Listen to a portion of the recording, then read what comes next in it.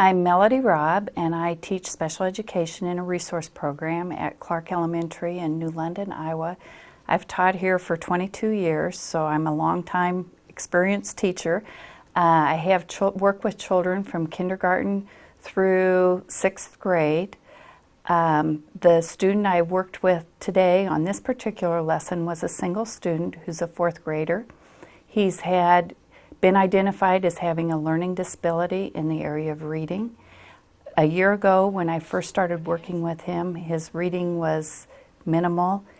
During the past year, his reading has improved greatly. In fact, according to the Developmental Reading Inventory, it's grown over 10 levels in the past year, which I'm really proud of. And have a good working situation and a good classroom here. The student I worked with today was identified a year ago with a reading disability, and during this past year he's really latched on to Mary Pope Osborne's Magic Treehouse books. And so knowing that the Imagination Express had a choice of the rainforest, and Mary Pope Osborne had a Rainforest Magic Treehouse book, I paired those two together to use a reading and a writing activity that were both related to the rainforest in the Amazon. And we were able to use reading, writing, speaking, social studies, and science areas from our own curriculum and tie all that together into one classroom activity. For this activity and for everything I do with this student, my goals are tied into his IEP, which in Iowa is an individualized education plan for a special education student. And this student's IEP is for him to improve in the area of reading, especially in the areas of comprehension and fluency. And so anything I do with this student is related specifically to those areas. And I feel like this activity, through reading the books, through reading and putting together our own words on the computer screen for the living book that we made, through writing to the author, it ties all of those things together.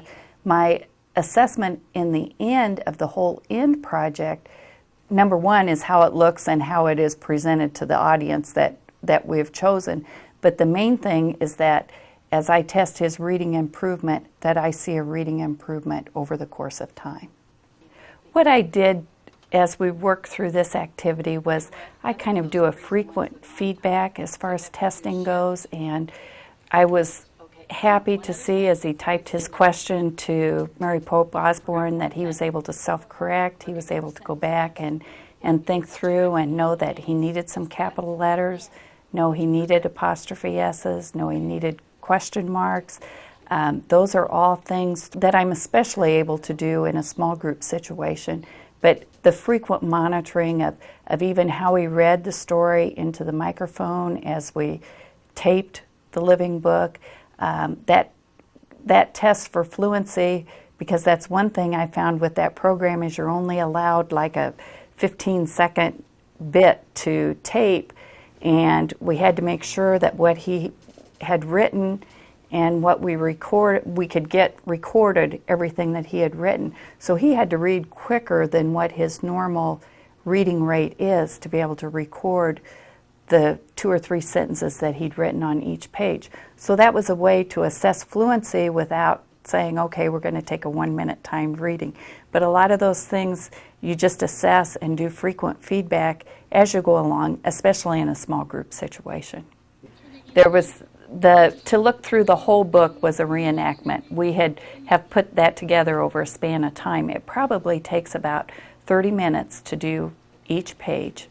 We had done the brainstorming earlier and kind of revisited that, but a lot of the things that he shared today, even though it was a reenactment, were some new ideas because his knowledge base has grown since the time that we first did it. Well, we've shown this particular living book to some other students, and the principal came over to see it, and our technology person came over to see it.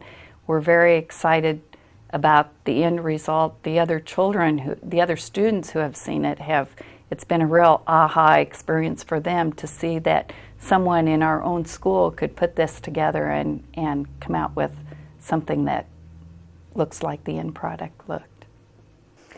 I chose this teaching strategy particularly because of the student I was working with, knowing his interests, the things he likes to do, the things he doesn't like to do, and I knew that this would be a motivating project for him to work on.